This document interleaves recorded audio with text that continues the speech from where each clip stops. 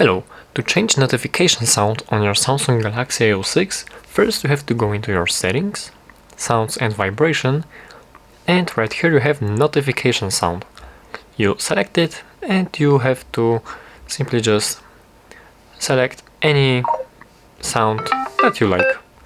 You simply just go back and right here you see that the sound is already selected. That's it.